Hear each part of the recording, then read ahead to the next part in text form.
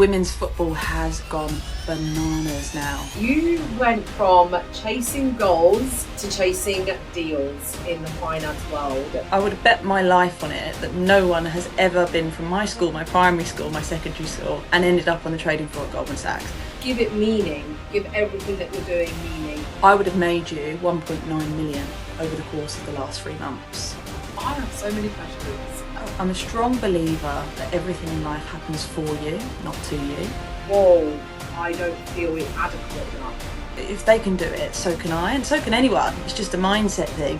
In the mortgage industry, you're smashing it, aren't you? The trick is just failing faster. You need to have some kind of belief that you are different. Do you regret leaving your football career? Or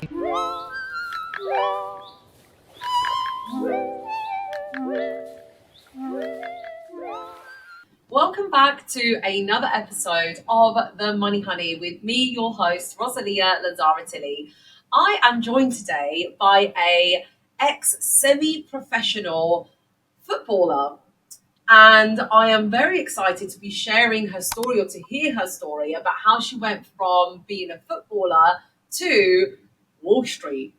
And that is the main story of today, because in fact, if you are in finance, you'll realize that people come from all walks of life. I've seen people that have been in the beauty industry and then become like maybe a mortgage advisor. I've seen people that perhaps were a actual professional athlete, like our guest today, and then we know about athletic careers, right? You don't usually become an athlete and then do it until you're 75, right? So some people pivot quite early on in their career and move to a different industry like finance. So it's very versatile. Like, for example, myself, I came from a linguistic background. I studied languages and I went to university and studied Italian, Spanish. I've also got an A-level in German, English. So for me, the path did not look anywhere near financial services. Like, I wasn't interested in that industry. It wasn't something that I grew up with. It's not like I was already good at maths and economics and I was like, I'll just go into finance.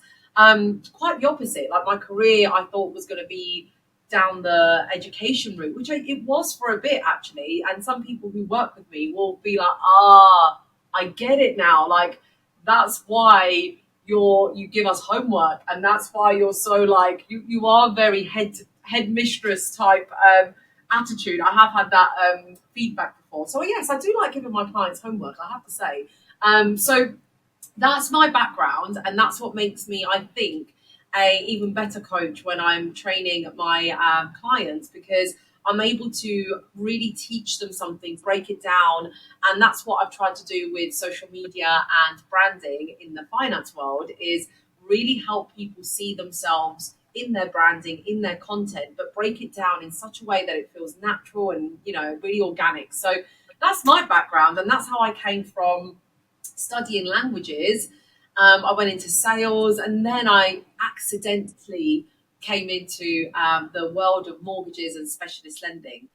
So I'm really excited to hear how you go from becoming a footballer to working in Wall Street to then starting a brokerage. So my guest today has recently won Best Newcomer to the Mortgage Industry in 2025 and was named Rising Star finalist at both the Financial Times and the Financial Reporter Awards. She's a property investor herself, and she is going to go on to big things with her brokerage. So without further ado, I am very excited to introduce to you today Kelsey Phillips from Aose Finance. How are you doing?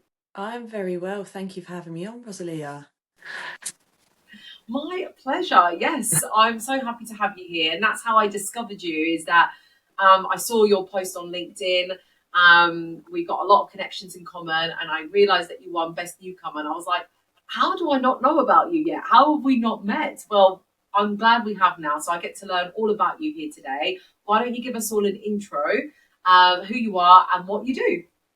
Absolutely. Yeah. So perhaps the people watching this podcast or listening to it may know me more from the mortgage industry. So you very kindly kind of gave me that prelude there. We've just won Best Newcomer to the industry. We founded about 2.5 years ago. So we are growing fast and absolutely loving the transfer. But my background's not in commercial finance at all. In fact, as you say, most of my life I was pursuing a career in football.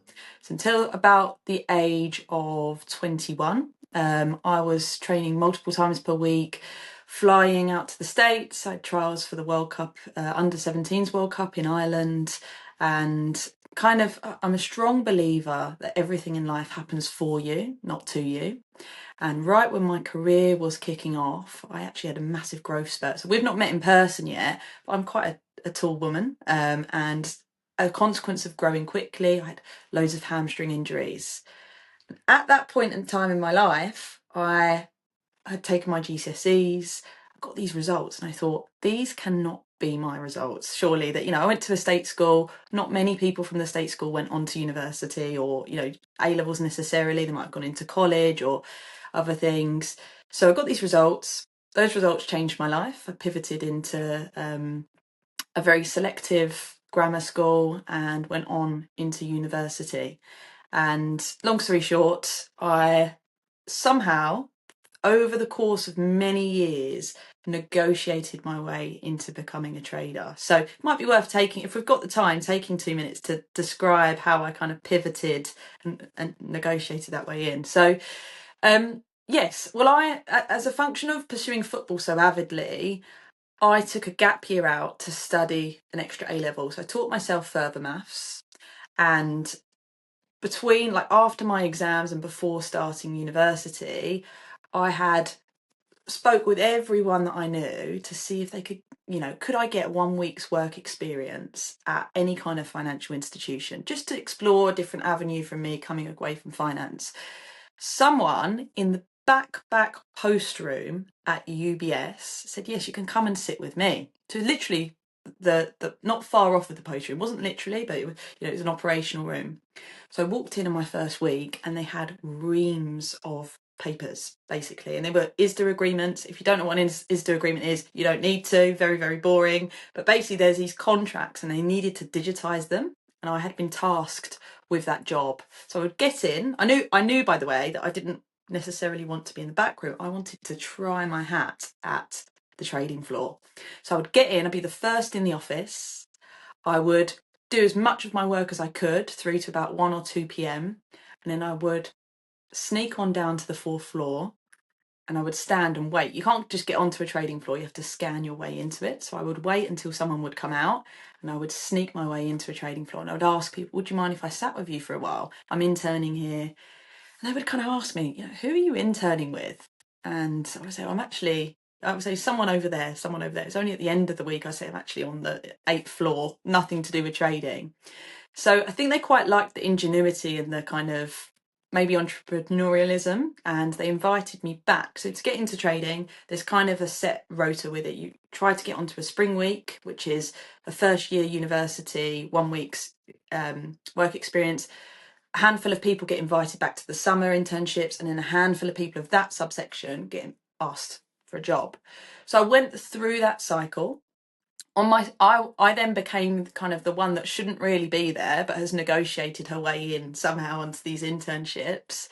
And I think they knew that and they tried to challenge me a little bit. So on my summer internship, they tasked me with the job of creating an algorithm. Now, if I said to you, create an algorithm, it would be exactly my response at the age of 18, 19, which was, how do I do that? I wasn't a coder. I was going on to study maths at university, but I didn't have the skill set. What I came up with was just a logic, basically, which was, if this happens, this happens, this happens, sell, this happens, this happens, this happens, buy. And it was like a trigger-based mechanism.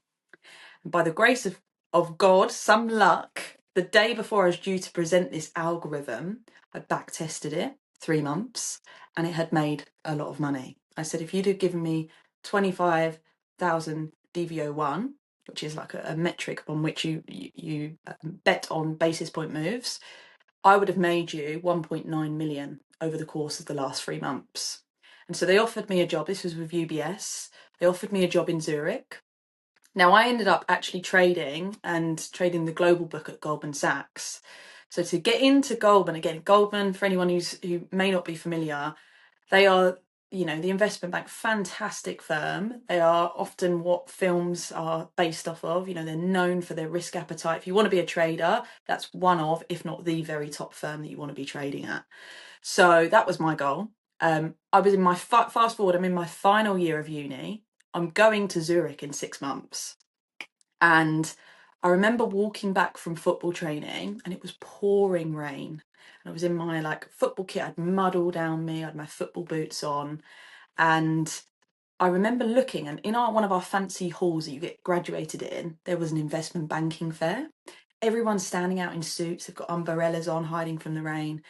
And I don't know what came over me, but I decided in that moment, maybe the endorphins from playing football, I was a bit overzealous, and I just marched to the front of the queue, and it was Goldman Sachs were there, and they were in conversation. There was a long line of people who wanted to speak to them, and they kind of turned to me in shock, I think, of me being in my football kit and so inappropriately dressed. You couldn't go in trainers, never mind studs, So turned to me and they've kind of said yes, and I said, first of all, I'm so sorry for how I'm dressed, very inappropriately.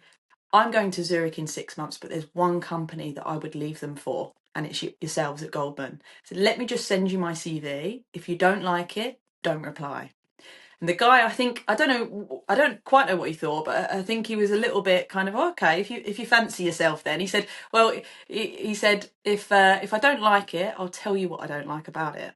So I did. That night I sent him my CV. The next morning he called me, and there were 3 teams that wanted to interview me.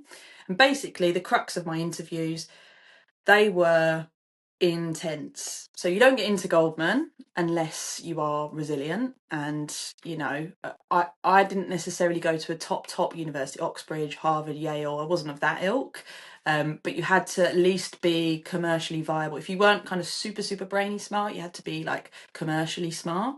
So the first round of interviews, some people find this interesting, so I'll tell it. So the first round is a phone round. So you sit on the phone. At the other end of the phone, they roll in different people in 30-minute sprints. So they would basically ask you, so Kelsey, I've read your CV. It's not that interesting. Tell me, what do you think you're good at? Like this. And you try and be humble, and in everyday life, you're not taught to talk about what you're good at. And you say, well, maybe and he said, cut the crap, what are you good at? And so I said, well, actually, I think you could say that I am good at this. And he said, oh, so you think you're brilliant, do you? Right? So they're trying to lead you down a path and then rag you across into just to see, are you going to retaliate? And you're like, well, that's not quite what I said. And then they'd roll in the next person who'd ask the same question. So you give the same answer. And they say, well, you've just said that. Why are you repeating yourself? So they're trying to test, because that's exactly what the markets is like. As soon as a bit like playing a game of poker. If you and I were playing a game of poker and you won this hand, you won a lot of money this hand, you're probably going to be slightly overzealous in the next hand. So if I'm tactical, I can play into that. Or if you lost a lot of money, you're probably going to be slightly too conservative. So you want to be totally, at the top level of trading, you've got to be totally emotionless and objective about your decision making. And that's what they were testing for in those phone calls. And then when you get, to the next round, it's face to face, and there's all sorts of brain teasers. And I was pitching the algorithm. I was saying, look, here's what I would have done. And I talked through the logic of it. But some people cottoned on that, of course, I would know that better than they would. So rather than playing into my strengths, they tried to drag me to my weaknesses. So I got asked sorts of questions like, I've got 100 bottles of wine and there's 10 mice. 1 bottle of wine is poisoned. And if a mouse has a drop of of the poison bottle of wine, it will take them 1 hour to die. You're going to a party in 1 hour. How many bottles of wine can you safely bring to the party? And so you're sitting there, even just saying it now, it's like the Matrix, there's all the numbers are going across and you're like, how do I? And when you're under pressure, they're trying to see how you think under pressure. So there's all of that. And then, I was delighted they'd offered me a job. And so we started and they flew us out to New York. So I know you said from Wall Street. Wall Street's a nice tagline. Actually, a lot of the trading firms are no longer on Wall Street. They're just up the road. It's not far at all. But absolutely, they flew us out there and kind of had 5-6 weeks, and it's like an intense training ground. And they drop you back in your seat. And the thing about Goldman, as I say, they're known for risk taking. So they give you a book from day one, and the next 5 years is history. Okay, so I have so many questions. Firstly, can I just want to do an interview with Goldman Sachs just for the fun? I don't want a job there. You know anyone that can put me through that process? I don't know why. But the idea of that torture just excites me. I'm like, I just want to have a go.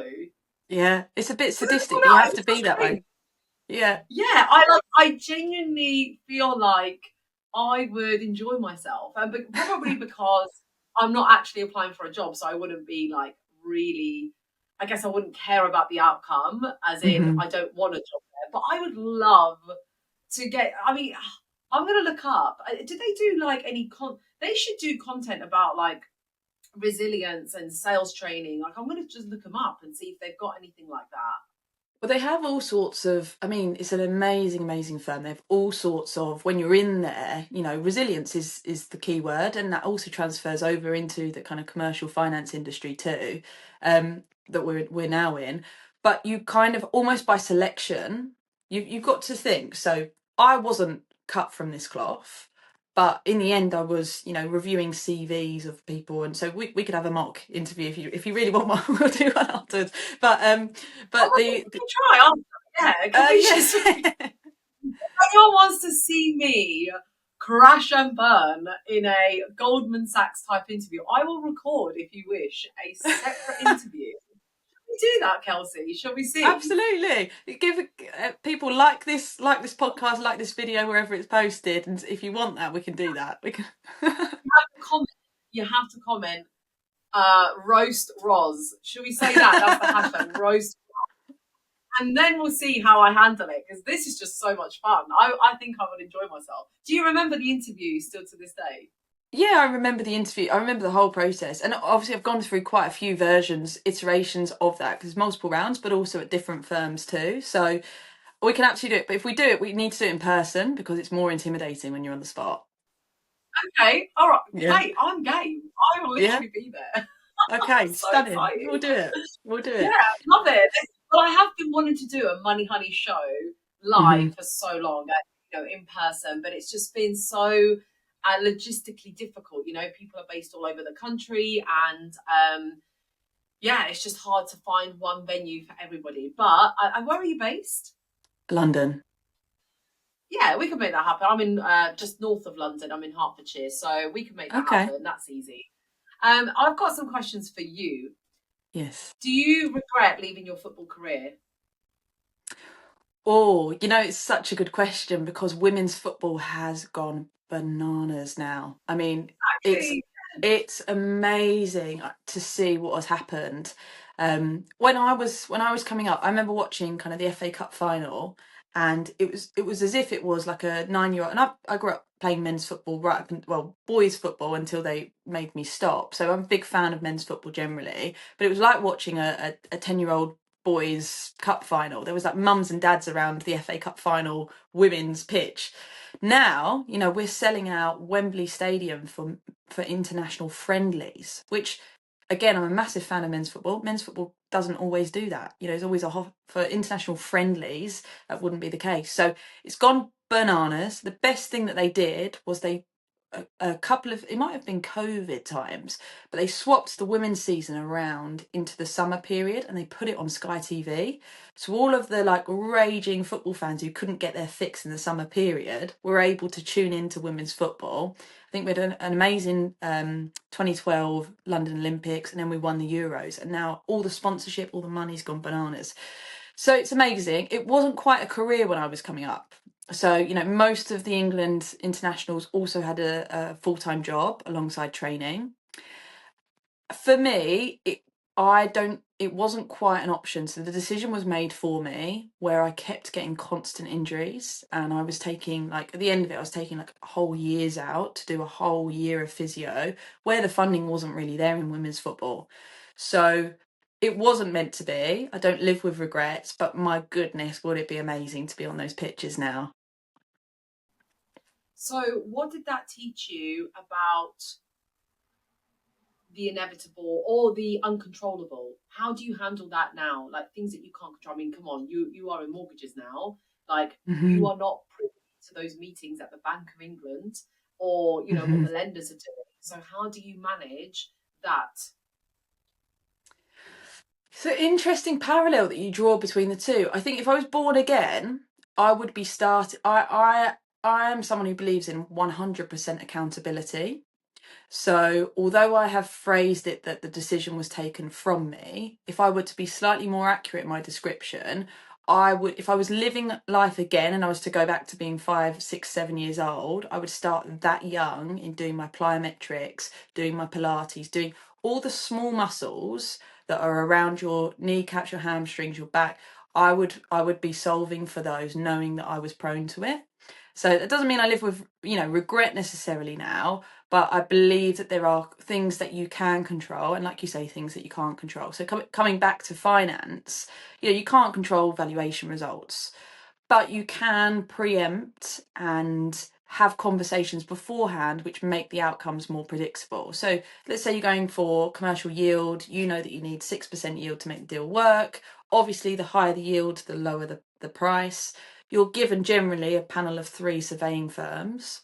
Would it be worthwhile calling those 3 surveying firms beforehand, or your borrower, and discussing, in this particular postcode, what kind of yields have you been seeing recently? And if they're saying 7, 8, 9%, that's not quite the firm that's going to give you the result that you need. So there are many things, even in the conveyancing process, just by being so on the ball, that you can kind of preempt and solve for. You can't control the outcome, but you can differentiate the outcome within the remit of the deal. Yeah, I do think a physical injury though is rather Mm. different than a mindset one, right? I do really feel for you because I love dancing, and Uh-huh. I've not been a professional dancer, but I've danced a lot. Even like the biggest gig I've done is Las Vegas MGM Grand Stadium, and it was just like an Wow. amazing experience. Yeah, but Mm. no, trust me, I am not Britain's Got Talent like dancing style. I don't. I've just got a flair for it. I'm not like classically trained and whatever. So it was just a hobby that turned into just I got into certain events or groups, and then I got to perform in quite some exciting places. I've competed at Blackpool, Tower, where Wow. Yeah.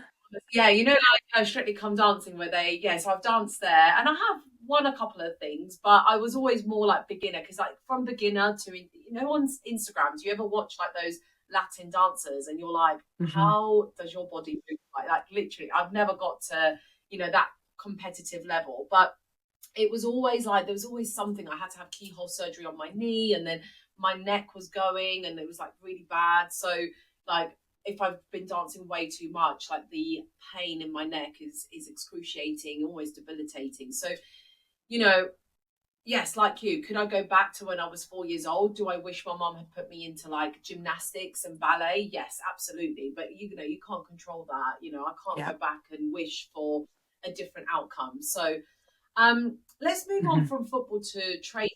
Why'd you leave Hmm. and become a broker? Why did I leave? Yeah, it's a good question. So, I get asked it a lot. It was an amazing formative experience at Goldman. Very formative is the word. It really revolutionized the way I work, the confidence that I have. Um, yeah, so with all of that, obviously there are, in the end, I felt like I wanted to do, me personally, something slightly different with my life. I've always wanted to run my own business. I wanted to see the direct kind of fruits of my efforts. And yeah, I've been a property investor, very fortunate to be able to say that. I was in the kind of structured trading team. Property structured finance is kind of how it married together into Aose Finance. What are you really not telling me about the trading world that you've left behind? What was it really about? It's Or it's was it not just all like. like magical until it wasn't? I don't know. No, I wouldn't. Did you say magical? I wouldn't say the word magical. No, it's not either. It's also not what the movies paint it out to be. That probably was it in the 80s and the 70s. It's highly regulated, very clean environment. You've got basically, I would say, you think about the selection process. So you've got the top of the class at GCSE levels, GCSEs, then go into studying A levels, have immaculate grades. I'm talking basically all A stars. So you then got the subset who've not only done well at GCSEs, A levels. They then get into the very top universities in the world, and they're surrounded by highly intelligent brains. I was interviewing people from Mensa when I was at Goldman. So, explaining quite complicated concepts, and they just got it straight off the bat. Far more intelligent than I. But then you've got at the top universities, firms like Goldman Sachs and these investment banks are cherry picking the creme de la creme of these people. And now you've got a company that's full of highly elite minds. And not only that, it's not only book smart, but I remember when I was interviewing at UBS, they were telling me that they were going on a scheme of hiring Olympic gold athletes, not bronze, not silver, gold, because it's a mindset of excellence. So you're surrounded, it's not only, like book smarts, but sporting excellence as well at these firms. And then you put them in and they're at their desks at 7 in the morning, and perhaps, I was often finishing at 7 at night, so 12, 13-hour days. So you've got highly intelligent people working extremely long hours. How do you differentiate yourself? And you're trading information. So how do you differentiate yourself? Some of it may come down to talent, some of it may come down to information flow. Who is, certain information can unpick, a bit like in development finance, unpick creative ways to do deals. And so some people have access to that information, perhaps some people don't. So yeah, there's nothing untoward, there's no crazy parties that I can tell you about. It's full of very hardworking, almost, the type of people that have always been the goody two shoes up until their whole lives to get into these firms, contrary to how the media paints them, which is like you're a devil because you're trading or you're monetizing the stock market.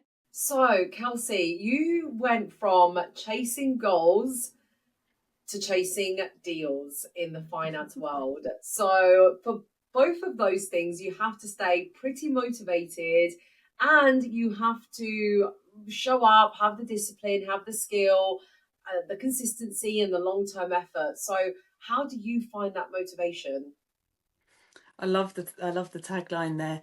Yeah.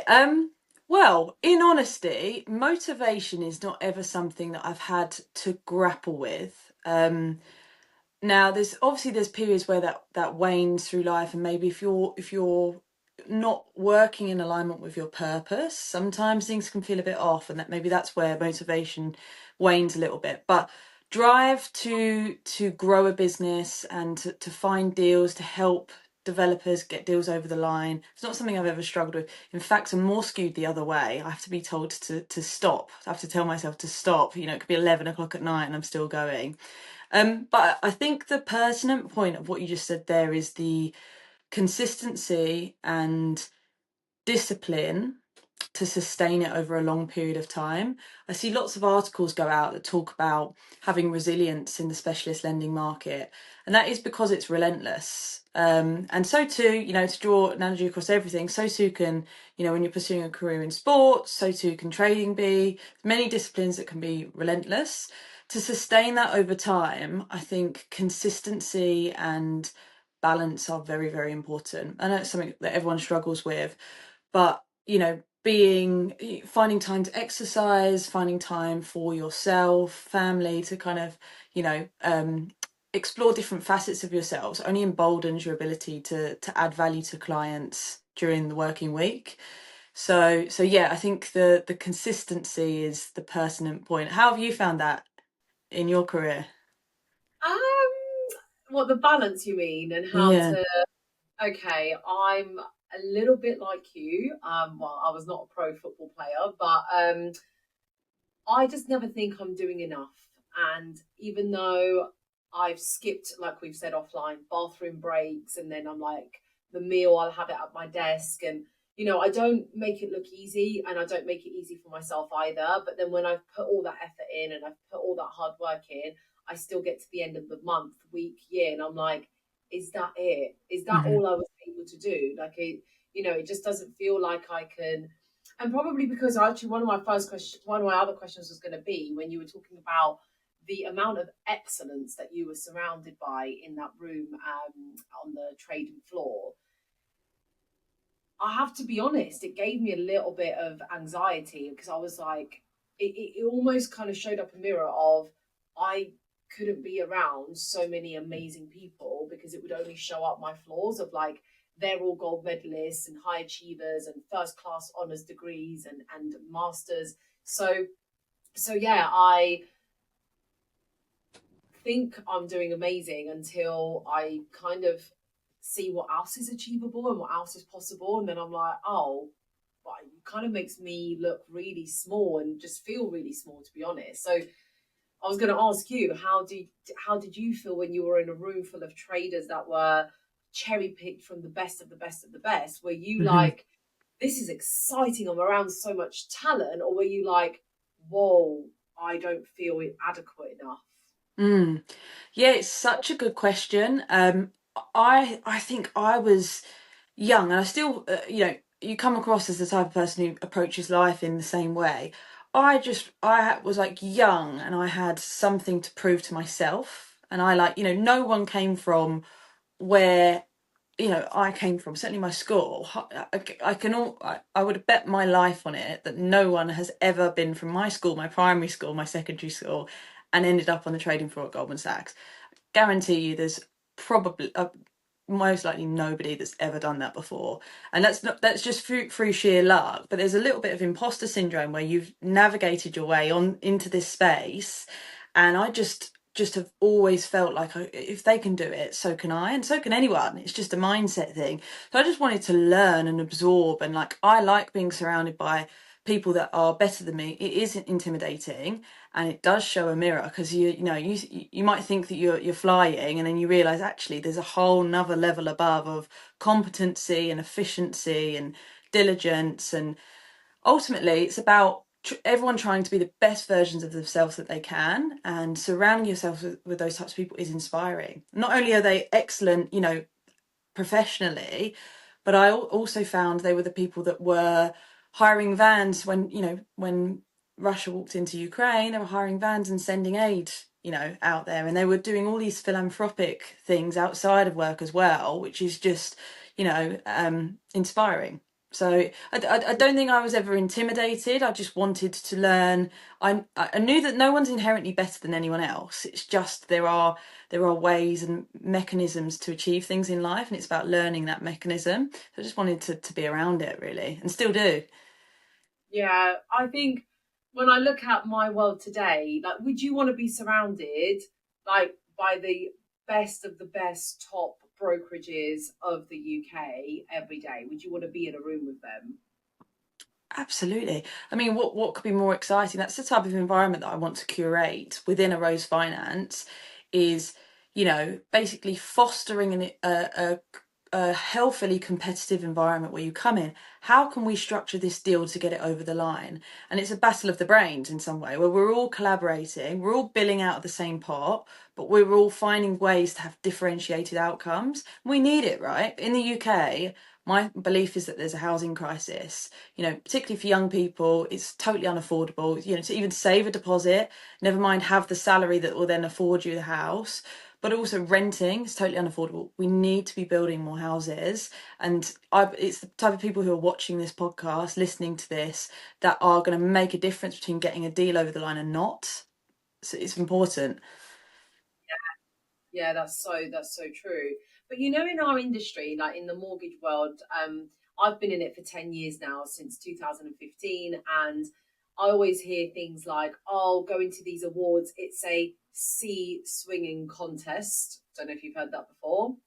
Hmm. I just don't want to say the swear word, but everyone Hmm. says Uh-huh. that, or do you know what I Hmm. mean? Hmm. Are you getting that vibe? Um, what from the award ceremonies? Whether people are just showing Awards, off? but like every time when I'm exactly, but like when I'm speaking to, or I've been in a room where there's like mega broker, and it feels like a proper cowboy, like head off, like literally. And then I was like, yeah, how you doing? Like literally, if you ask the question, how you doing? It's like, we just did a 500,000 turnover, and we were like, I just said, how you doing? I just And wanted like to know your how your answer, mum was. yeah, how's your how's your cat? Like, is your cat all right? Yeah, But yeah. like, your answer is about your turnover. So, like, Hmm. yeah, I've just noticed these conversations, and when people are like, or when people say to you, "Oh my God, Roz, you're smashing it!" Like, do you ever hear that? And then your answer, like, what do you want to say? Like, have you ever seen that? Hmm. Like, "Oh my God, Kelsey, Hmm. that's one best newcomer in the mortgage industry. You're smashing it, aren't you?" Hmm. How does that make you feel? Yeah, you know what? The dynamic you just described between broker conversations, it kind of comes with the territory, right? Because it's financial advice, but it's also sales and it's networking and it's leveraging relationships to structure deals. So it comes with the territory. The big swingers in our industry, you need a certain element of ego about you to drive you to get that level of performance out of you, to be billing, you know multiple six figures a year. You need to have some kind of belief that you are different. And I do agree, a bit that sometimes swings over sometimes into people's personal lives and stuff. But it's nothing, you get it in all walks of life, nothing that I'm not used to from the trading floor. It was very, there were plenty of egos there. But I think it all comes down to how you derive value from yourself. And so, your question, how does it make me feel? Yeah, it's great, but earning money is not the be all and end all. It's important. Yeah, we all want to live like nice lives, but doing meaningful, interesting work, adding value to, that sounds very like PR-y, but adding value to clients gives you satisfaction beyond what just pound notes will. But also we've got bigger ambitions as well at Aose to kind of give back to society. I hate the thought, for example, of elderly people, particularly from where I'm from, all the East Enders. My whole heritage is East End, London. And we've got a matriarch in my family of five sisters. They're all in their 80s and they rule the road. They all have sons, and the sons will do anything for the grandmas. And they're all East Enders, evacuated two or three times in the war. And I hate the thought of elderly people who are going cold through the winter. So something like Oh, that. Do you know when they're shivering or they've got to choose between eating or turning the heating on? I hate the thought of that. So there's things like that which would mean way more to me if we can, heat 100 elderly people's homes than to be named best newcomer to the industry. So I think in short answer to your question, it depends. what? Oh, sorry. Is that how you got it? Is that how you got best newcomer? No, no, no, no. We Oh, haven't done. We're what? yet to do that. Oh, you're gonna get yet to do that. Okay. So that's what's gonna be my question is what do you or will you be measuring your success? As you were, in football, do you measure success? Like there's lots of great football players, right? But is it who scored the most goals? Is it like how do you know you are excellent in your field? Is it the most of something? And then how would you compare that to now being a broker? So how are you going to measure your success now as a broker to know that you are really excellent? Yeah, it's a good question. And I've not thought about it before, but thinking about it with you here, there's clearly metrics which put you in certain categories, or within, let's say, the specialist space. That's why everyone's talking about the revenue. How much have you billed this year? That's a clear objective measure of, okay, how much volume of business are you getting through? You only do volume if you're good at what you do and people want to come back to you or they recommend you. So there's that. What really makes me tick is the creative structuring. So finding ways, I could speak, for example, without being vague. So, let's say we had a care home conversion, they pre-agreed the purchase price without planning consent. They exchanged with a 5% deposit, and before it completed, so a delayed exchange and completion, they applied for planning permission, achieved a planning permission to convert it into 2 residential dwellings. Surveyor went in and said, right, before you complete, this is now worth, 25% more. And so we were able to, with a particular lender, achieve a 90% net loan to value and 100% of the development works with GDV in excess of £5 million.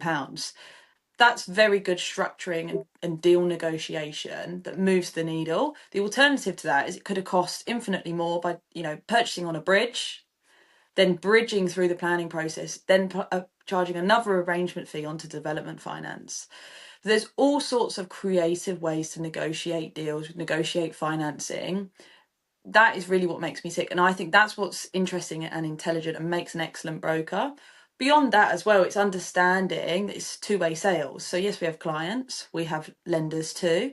Within lenders, you could have, let's say there's 5 BDMs at a lender, so let's say relatively niche. So yeah, you could have 5 BDMs at a place. You could place the case with 2 BDMs, 2 separate BDMs. One will have more gravitas in the office over the decision makers or the credit committee ultimately. You could place it with a different BDM and the same deal would not get passed through credit committee. So there's a skill in knowing who are the decision makers that you need to, be able to communicate with. And equally with clients, there's a skill in teasing information out of them, teasing the truth out without deterring them. So I think there's other things other than just it being an essential matching algorithm. There's a subtlety to the skill set of creative structuring and relationship navigation that makes an excellent broker. Yeah, no, that's true, but like that's absolutely 100% true. And you could do so. Okay, so would you be happy with a 6-figure business having done those really smart, fewer but really smart deals, or are you going to base your success on actually we've got to 7 figures as a Yeah, business? there's clear metrics. Yeah, there's clear metrics that I think, uh, I would like to think that we'll be on multiple 7 figures, within a few years. So there's clear metrics, one being obviously gross billing, number of deals, number of conversations, but also about the client experience and how much value you're adding. So yeah, hopefully that answers your No, question. it's a great answer, and you've done amazingly well. Given it's a spontaneous question, it's not easy to work out what is your measure of success because in the marketing world, you're exposed with my industry, my field. You're exposed with metrics all the time. Like I've been in sales all my life, and the key metric there, top biller of it was always about the billing. It wasn't about the lovely customer service or how many clients you'd converted. Like let's say, for example, in that year, I had turned all the no's. Like when I was working for a bank, right? When I was working for a lender, I got given a really dry patch and very, not lucrative. Okay, so as soon as I walked in day one, already my patch was underperforming against every other BDM who had been in it for a while. So they were already performing really well. So I was starting really behind. So let's say the first year I'd spent the whole year converting every person who had never given us a deal to giving us a deal. So I'd converted, let's say, 50 new clients who would have never looked at us ever, but now have. And that still didn't achieve target. It basically felt demoralizing and demotivated because it was like all that effort of you winning over that new business, it hasn't actually fully translated yet into beating the rest of the old BDMs. Therefore, that wasn't celebrated. Do you see what I Mm-hmm. mean? Of course. It was the stuff that gets celebrated might be like, oh my god, she's got 1 million followers, and it's like, well, she's got 1 million and he's got 100,000. So who do you work with? Well, obviously, I'd love to work with the one that's got 1 million, but the one that's got 100,000, the perception is that they might not know as much as what the 1 million one knows, Mm-hmm. or they might not be as good. So there's that real, that is something I battle with every single day, which is like, Mm-hmm. what will people see value in how I make them feel and how I make them perform and how I make them the results, or in how the metrics of likes and followers and views, will that be the key metric? And that's just an everyday discovery. Absolutely. It's a key part of, I think, motivating and bringing a team together to align over one, key movement, objective, goal, and having measurable KPIs around those, of which some will be, metrics around billing and around, like you say, key conversations with clients, client attitude, key client outcomes, but also making sure that it aligns with any broker's goal. I've talked about with some of my team, backward engineering, where do you want to be in 5 years? Okay, well, here's where, and be really specific. Okay, now dream bigger. Where do you want to be, really in 5 years? Okay, let's backward engineer. Here's where the business needs to be in order for that to be facilitatable within the hood of Aose. And so we're all working towards getting Aose there so that we can all achieve our personal KPIs as well as professional KPIs. Yeah, I love that. I really love that. And,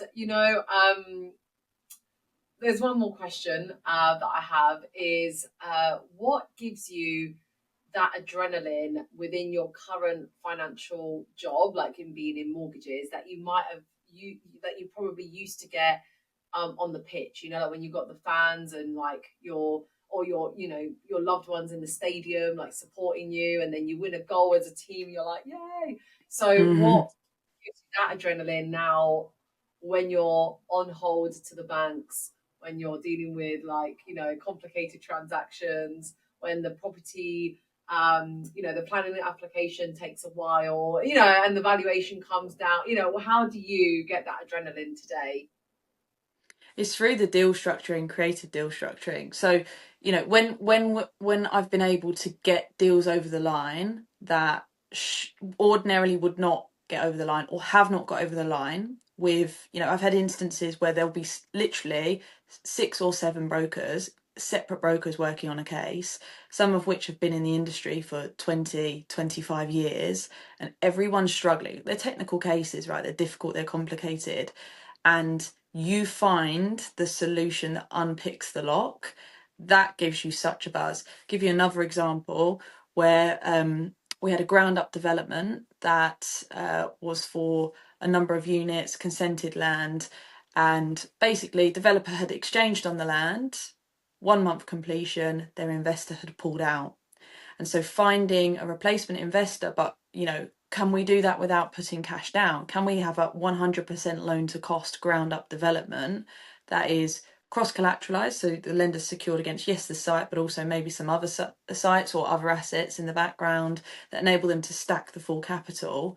And achieving that. So one thing is negotiating that with a lender and getting them comfortable with the securities package. But secondly, achieving that within 1 month when you've got maybe 4 SPVs, multiple directors abroad. Can we courier in the documents? At times I've nearly got on flights to bring facility documents back. So that kind of high level negotiation and structuring really does give us adrenaline at Aose. I love that. Yeah, brilliant. I had to drive once from, it's not exactly getting on a plane, but I remember I was doing a second charge deal, and it needed to complete that day. And I basically drove a document from Hitchin to Essex to one of the lenders, Wow, and hand delivered it because the client was local to us, so delivered it to me. But the fastest way was to drive it over there, and they weren't able to, so we just did it. So yeah, that was the fastest way I could amazing. get a deal completed. So that, I do get it. I do, and that probably I can't. Do you know what? I don't even remember if that month I hit target. Did I not hit it? But that memory still sticks with me because it's those moments in your day job that you find those moments of like, actually, I'm making a difference. I'm making an impact, and you forget. Like, was that the month where I did 10,000 or did I do 10 million? Like, I don't know. So it doesn't You matter felt like you because it did was 10 just that million. person. Yeah, it felt like I did 10 million because I helped that person and they felt like, on top of the world that someone would do that for them. So Yeah. yeah, that's the little moments that then give it meaning, give everything that you're doing meaning. And that's what's really special, isn't it? That's what you call service right there. Driving from where you were into Essex just to get the loan over the line. That's service. Yeah. It was quite a fun adventure, and it was so satisfying handing over that document. It was so amazing. But anyway, right. So we have really gone into so many different avenues and different perspectives about your life, your background. Is there anything that you've left unsaid? Is there anything that you'd love to just like sign off with? Don't think in particular, no. I think one of the things that I've said before on maybe other podcasts is I think the trick is just failing faster. So the quicker that you iterate, the quicker that you try things out, fail faster, and you'll drive your progress forward quicker. Yeah. So that would be my parting memento, I think. No, I love that. Thank you so much, Kelsey. You've been a sensational money honey. It's been such a pleasure to have you. And if you have loved this episode, please give it a thumbs up for support and encouragement. But also, don't be shy to reach out to Kelsey. I know she's really active or becoming more and more active on LinkedIn. So please do reach out, say hello, and follow her journey. Other than LinkedIn, is there anywhere else where you're quite visible, Kelsey, where you're active?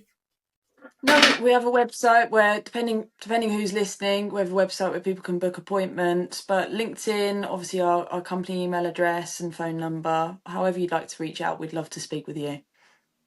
Yeah, amazing. And thank you again for tuning in, guys and girls. Thank you for being here. As always, this show grows with your support. So remember to subscribe and share any episodes that have really been special to you that or you think that someone would benefit from hearing. So it's always great to kind of give someone really something positive to listen to. And sometimes, people do love a spontaneous podcast that, they always say it's like book or that podcast or that guest that changed their life. So please don't hold this back from anybody that you think might really benefit. So thank you once again, Kelsey, and I will see everybody else on the next episode.